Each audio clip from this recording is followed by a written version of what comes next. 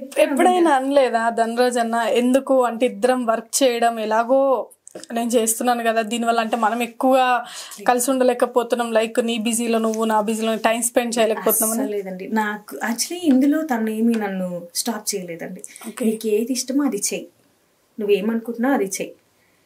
So తను help చేస్తానన్నా నేను తీసుకోలేదు, వద్దు నాకు ఓన్గా ఉండాలి. నా ఈవెంట్స్లో ఎక్కడ కూడా నేను ధనరాజ్ వైఫ్ అని ఎక్కడ చెప్పనండి. నాకు వర్క్ అంతా ఎందుకంటే వర్క్ అనేది నన్ను చూసి రావాలి. నేను ధనరాజ్ వైఫ్ చూసుకోను ఇది కాదు, నాకున్న ఇది కాదు. సో నేను నిజంగా నాకు వర్త్ మీకు ఇవ్వడం నాకు వర్త్ అనుకుంటే నా వర్క్ చూసిన తర్వాత మీరు ఇవ్వండి. మీ క్లయింట్స్ కూడా అదే చెప్తా, పేమెంట్ మొత్తం చేయకండి, ఫస్ట్ అడ్వాన్స్ ఇవ్వండి, దాని తర్వాత మీరు ఈవెంట్ అంతా చూసిన తర్వాత మిగతా పేమెంట్ ఇవ్వడం అన్నాను నేను. అలా అందరి క్లయింట్స్ ఒకటే చెప్తాను, నేను ఒక బడ్జెట్ చెప్తా, మీరు బయటికి వెళ్ళి ఇదే క్వాలిటీతో ఆ బడ్జెట్ వస్తే హ్యాపీగా ఇవ్వండి అని చెప్తా.